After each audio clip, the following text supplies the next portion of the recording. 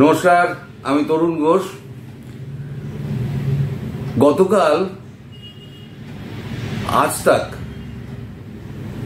একটা অনুষ্ঠানের আয়োজন করেছিল। সেখানে একটা ওপেন ফোরামে ডাকা হয়েছিল আমাদের দেশের বিদেশ মন্ত্রী ডক্টর এস জয়শঙ্করকে। দুজন ইন্টারভিউয়ার, সামনে প্রচুর দর্শক, খোলা মঞ্চে তাকে 1 ঘন্টা ধরে বিশ্বের বিভিন্ন বিষয় নিয়ে প্রশ্ন করেছে এবং তিনি যতটা পেরেছেন সরাসরি তার উত্তর দেওয়ার চেষ্টা করেছেন। এখন এই যে প্রশ্নোত্তর পর্ব, ইনি বলেন, উনি বলেন, ইনি বলেন, উনি বলেন করতে গেলে তাহলে পরে সেই জিনিসটা কিন্তু ভিডিওতে দাঁড়াবে না। ফলে যেটুকু আমি নির্যাসটুকু আপনাদের শুধু বলতে চাই, সেটা হচ্ছে পৃথিবী এখন একটা মারাত্মক অবস্থার মধ্যে দাঁড়িয়ে আছে। উনি যেটা বলছেন, সমস্ত ইন্টারভিউটা একত্র করে আমি যেটা বলছি, উনি যেটা বলছেন, এই এখন একটা এমন সময় চলছে যেখানে বিশ্বের সমস্ত কূটনীতিক, সরকার এবং রাজনৈতিক দলগুলোর সামনে এখন একটা বড় চ্যালেঞ্জ, কে কি রোল নেবে। একটা কূটনীতিকের একটা ভুল কথা বারুদের আগুনের মতো জ্বলতে পারে, একটা সরকারের ভুল সিদ্ধান্ত সারা পৃথিবীতে যুদ্ধ বানাতে পারে, একটা বহুদলীয় আমাদের গণতান্ত্রিক দেশগুলো আছে, সেখানে যদি একটা বহুদলীয় গণতান্ত্রিক দলের একটা সিদ্ধান্তের ভুল হয়, তাতেও একটা দেশ খারাপ অবস্থার মধ্যে পড়তে পারে। মানে এই যে জটিল অবস্থা পৃথিবী, এই জটিল অবস্থার মধ্যে ভারত কোন জায়গায় দাঁড়িয়ে, সেই ব্যাখ্যাটা উনি করেছেন, খুব সুন্দরভাবে ব্যাখ্যা করেছেন। এই ইন্টারভিউটা যদি পুরোটা শোনা যায় তাহলে পরে আপনি একেবারে ধরে ফেলবেন যে ভারতের অবস্থানটা এখন ঠিক কোথায় এবং কোন জায়গায় বিশ্ব দাঁড়িয়ে। একটা জ্বলন্ত মানে আপনার কি বলে আগ্নেয়গিরির ওপরে একটা পৃথিবীকে বসিয়ে দেওয়া হয়েছে। আচ্ছা, দুটো উনি বলছেন, দুটো মানে সরাসরি যুদ্ধ চলছে। একটা হচ্ছে রাশিয়া ইউক্রেন, আর একটা হচ্ছে ইসরায়েল আর হামাস। রাশিয়া ইউক্রেন যুদ্ধ তো প্রায় 2 বছর হতে চলল। হামাস অক্টোবরের 7 অক্টোবর 2023 আক্রমণটা করার 7-10 দিন বাদে ইসরায়েল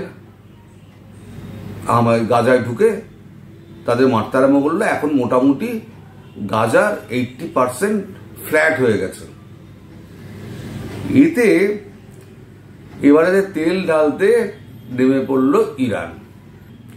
ইরান প্রায় 200টা আপনার ক্রুজ মিসাইল, ব্যালিস্টিক মিসাইল এবং ড্রোন, প্রায় 200-র ওপরে, 200 থেকে 250, কারেক্ট ফিগার কেউ জানে না, 200 থেকে 250, কেউ বলছে 300 অ্যাটাক করেছে। 7-8 বোধহয় আয়রন ড্রোম বোধহয় আটকাতে পারেনি, যেটা ওদের প্রোটেকশন সিস্টেম ছিল সেটা আটকাতে পারেনি, সেটা পড়েছে, কিন্তু বিশেষ ক্ষয়ক্ষতি ইসরায়েলের হয়নি। এবার ইসরায়েল কিভাবে এই উত্তর দেবে তার উপরে কিন্তু সামগ্রিক পরিস্থিতি নির্ভর করছে বলে উনি জানিয়েছেন। এরপরে মুসলিম দুনিয়াগুলো, তারা কে কোন জায়গায় যাবে সেটা নিয়েও একটা বড় প্রশ্ন আছে। আরো সৌদি আরব এবং দুবাই, এরা দুজন কিন্তু আমেরিকার দিকেই রয়েছে। এরা কিন্তু ইরানের দিকে কোনোদিন যাবে না, কারণ ইরান ইসরায়েলকে মেরে দাদা হয়ে যাক, ওদের মানে অধিকার খর্ব হবে, সেটা ওদের থেকে বেড়ে যাবে, এটা কিন্তু দুটো দেশ কখনোই চায় না। ফলে এইখানে একটা জিজ্ঞাসা চিহ্ন রয়েছে, বাকি যে দেশগুলো মুসলিম কান্ট্রি আছে তারা কি ইরানের পাশে দাঁড়াবে? এবার আসুন বিভিন্ন বিচ্ছিন্নতাবাদী সংগঠনগুলো, ইরান যাদেরকে ফান্ডিং করে, যেমন সেখানে রয়েছে হুতি আছে, আইএস আছে, হিজবুল্লাহ আছে, আরো কয়েকটা ছোট ছোট সংগঠন আছে যারা ইরাক, লেবানন, সিরিয়া থেকে হামলা চালাচ্ছে। উনি বলছেন যে ট্র্যাডিশনাল যুদ্ধ যাকে বলে, মুখোমুখি যুদ্ধ, সংঘাত, ওকে কামান দিয়ে মেরে দিল, ওকে গুলি চালিয়ে মেরে দিল, সেই যুদ্ধ কিন্তু এখন আর হবে না। এখন হবে যেটা টেকনোলজিক্যাল ওয়ার, সাইবার ওয়ার। এখানে বসে টিপবে, ওখানে শহর উড়ে যাবে। এখানে একটা সুইচ মারবে, পুরো আপনার স্যাটেলাইট 12টা হয়ে যাবে, মানে অন্ধ হয়ে যাবে। এইরকম যুদ্ধ হবে। কিন্তু ইসরায়েল কিভাবে জবাবটা দেবে এবং কোথায়, মানে সবাই আন্দাজ করছে যে ইসরায়েল যেটা করতে পারে সেটা হচ্ছে একমাত্র নিউক্লিয়ার ইনস্টলেশন যেগুলো আছে ইরানের, সেই নিউক্লিয়ার ইনস্টলেশনগুলো ওড়ানোর চেষ্টা করবে। ডক্টর জয়শঙ্কর বলছেন চীন এবং রাশিয়া, এদের দুজনের অবস্থান কিন্তু এখনো স্পষ্ট নয়। এখন আমেরিকা কি অবস্থান নেয় তার উপর অনেকটা নির্ভর করছে। যদিও আমেরিকা বলে, এটা কিন্তু জয়শঙ্করজি পরিষ্কার বলেননি, ঘুরিয়ে, কূটনীতিক তো ঘুরিয়ে বলেছেন, কিন্তু ব্যাপারটা যেটা দাঁড়াচ্ছে ওনার বক্তব্য থেকে, যে আমেরিকা বলেছে যে ইসরায়েলকে তোমরা যদি হামলা করো আমি তোমাদের পাশে নেই, আমি তোমাদের পাশে নেই, কিন্তু হামলা করো না এই কথা কিন্তু বলেনি। আবার এটাও বলেছে ওরা যদি পাল্টা হামলা করে তাহলে পরে আমি তোমার দেখে নেবো। তার মানে ইন বিটুইন দ্য লাইন যেটা দাঁড়াচ্ছে, তুমি মারো, ইরান যদি পাল্টা মারে তাহলে আমি গিয়ে তোমার পাশে দাঁড়াবো, ব্যাপারটাই দাঁড়াচ্ছে। এবার যদি আমেরিকা দাঁড়ায়, ইরান যদি পাল্টা মারে, ইসরায়েল যদি পাল্টা মারে, মারার পর ইরান যদি রিটালিয়েট করে, তাহলে আমেরিকা যদি ময়দানে নামবে তাহলে রাশিয়া নামবে।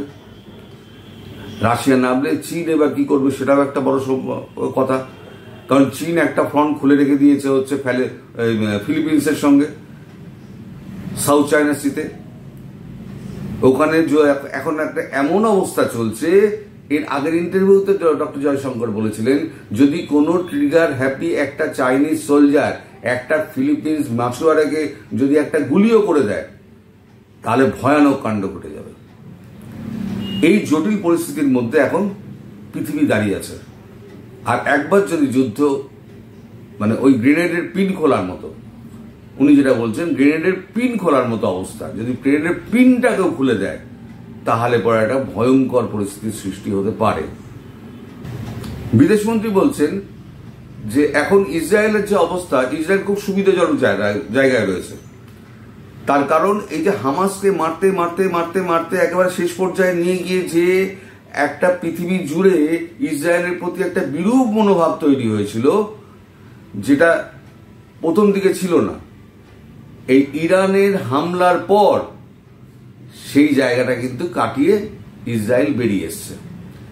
ইসরায়েলের দ্বিতীয় কি সুবিধা হয়েছে, ইসরায়েল যে ত্রিস্তরীয় সুরক্ষা ব্যবস্থা করেছিল, ছাতার মতো দেশটাকে ডেকে রেখে দিয়েছিল, সেটা আর পরীক্ষার প্রয়োজন হলো না। একটা যুদ্ধ, মানে প্রাথমিক যুদ্ধ, তাকে কিন্তু প্রমাণিত করে দিল তার টেকনোলজি হচ্ছে সেরা টেকনোলজি। এবার টেকনোলজিটা বেচে ইসরায়েল কিন্তু কোটি কোটি ডলার করে নেবে। যদি যুদ্ধ নাও হয় তাহলেও কোটি কোটি ডলার করে নেবে। একদিকে চাপমুক্ত হয়ে গেল, আর একদিকে নিজের প্রতিরক্ষা সিস্টেমটা একদম পৃথিবীর মানুষের কাছে, সব দেশগুলোর কাছে কিন্তু পরিষ্কার করে দিল যে আমার দেশের কি অবস্থা। এখন জয়শঙ্কর বলছেন যে 2047 সালে আমাদের 100 বছর পূর্ণ হবে স্বাধীনতার। এই 2047-এর মধ্যে ভারত 30 ট্রিলিয়ন ইকোনমিতে পৌঁছে যাবে। যেভাবে ইকোনমি আমাদের এগোচ্ছে, 30 ট্রিলিয়ন ইকোনমিতে আমরা পৌঁছে যাব। সেক্ষেত্রে এখন ভারতের যা অবস্থান, সেটা হচ্ছে ভারতের সঙ্গে সম্পর্ক সবার ভালো, মুসলিম কান্ট্রিগুলোর সঙ্গেও ভালো, ইউরোপের সঙ্গে ভালো, আমেরিকার সঙ্গে ভালো, ব্রিটেনের সঙ্গে ভালো, ইরানের সঙ্গে ভালো, ইসরায়েলের সঙ্গে ভালো, ইউক্রেনের সঙ্গে ভালো, সবার সঙ্গে সম্পর্ক ভালো। একমাত্র ভারতই পারে সবাইকে এনে একটা টেবিলে বসাতে। ওনার বক্তব্য হচ্ছে খুব ভুল সময়ে এই নির্বাচনটা পড়ে গেছে। আজকে যে নির্বাচনটা না থাকতো, সমস্ত কূটনীতিক এবং দেশের সমস্ত নেতারা যদি এক জায়গায় ভারত জোগাড় করতে পারত, জোগাড় করে একটা যুদ্ধটাকে একটা জায়গায় স্তীমিত করতে পারত, তাহলে ইউএনএসসিতে, ইউনাইটেড নেশন সিকিউরিটি কাউন্সিলে ভারতের মানে আসন কেউ আটকাতে পারত না। যদিও সামনেও আটকাতে পারবে না, কিন্তু একটা সুবিধাজনক অবস্থা থেকে ভারত এই ইলেকশনের জন্য পিছিয়ে গেল। এটা হচ্ছে মোদ্দা ব্যাপার। তো ওনার বক্তব্য থেকে পরিষ্কার বোঝা গেল এটা যে পৃথিবী এখন একটা আগ্নেয়গিরির উপরে বসে আছে, আর একটা গ্রেনেডের পিন খোলার মতো অবস্থায় রয়েছে। আশা করি আমি পুরোটা আপনাদের ব্যাখ্যা করতে পেরেছি। আজ এখানেই শেষ করছি। সবাই ভালো থাকবেন, সুস্থ থাকবেন এবং সাবধানে থাকবেন। নমস্কার।